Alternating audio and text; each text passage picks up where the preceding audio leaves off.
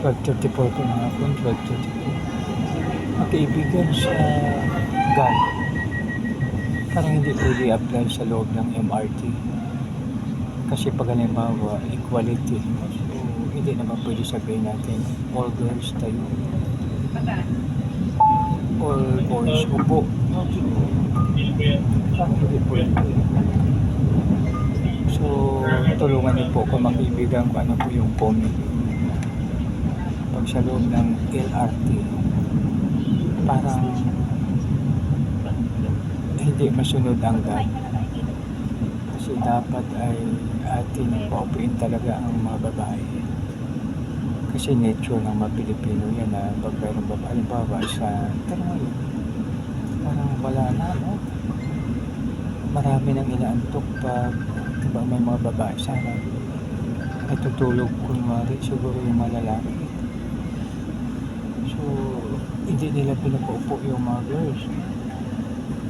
So, maaaring aware na rin sila sa GAL. Pero mga kaibigan, please comment ano ba talaga.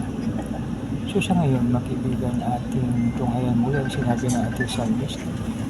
Kasi Haring David sa mga awit 34:11 ang sabi, hali kayo mga kaibigan at tuturuan ko kayo na siya ay dapat sundin at igalang. So, mga kaibigan, ang pinakapunto doon ay sundin at saka pangalawa ay igalang. So, napakaganda pa tayo ay masunuri at napakaganda naman pag tayo ay magalang. Yung dalawang punto na yan, napakalaga sa bawat isa sa atin. So, halimbawa, paano natin i-apply yan sa pag-apply natin yan sa LRT? Paano ba sakay tayo, no? So, ano ang sinabi? Mahalin natin ang kapwa ng ating sarili. So, dapat ang malalaki tatayo, mga babae, uupo. So, yung sa akin, yun ang aking pananaw. Kasi mas malakas tayong malalaki sa mga kaya yung God parang hindi ma-apply kung nakasakay sa mga public vehicles tulad ng LRT or MRT. So, yan, di ba, napagmanda pag kasi ang pagpapala naman, maging channel, hindi lang sa pera, kundi sa kundi sa pagbigay mo rin ng konsiderasyon sa iyong kapwa, no? Tulad ng iba, ikaw ay lalaki, napaupuin mo ang mga babae. So, yan ay isang pagpapala rin po, no? Pagpapala yan sa isang babae na iyong pinaupo. Na instead ikaw ang upo na lalaki na malakas, nagbigay ka ngayon ng daan. Pinaupo mo ngayon ang babae. No, di ba, napagaganda pag yan ang ating gagawin. Yan, no? So, yan ang pinakapaganda natin gagawin. Magandang hapon sa lahat. Mga kaibigan, tandaan po natin, no? Sabi natin sa Mista sa 34:11, hali kayo mga kaibigan at tuturuan kayo na siya ay dapat sundin at dapat natin kailangan. So, di ba napakaganda pag yan po ang ating gagawin dahil pag tayo ay sumunod at tayo ay bagalang, napakalaking pagpapala sa mga nakaranas sa ating pinakita na gano'n. Lalong-lalo na po ang ating Creator. Kasi ang ating Creator ay very kind. He created everything before He created us. No? Kaya dapat siyang igalang at dapat siyang sundin. So yan mga kaibigan. So, sa paggalang sa ganito, halimbawa tayo ay sa tahanan. So of course palagi siya sa una, no? Ibig sabihin na pag kumain tayo, ang mga Pilipino kasi 5 times kumain.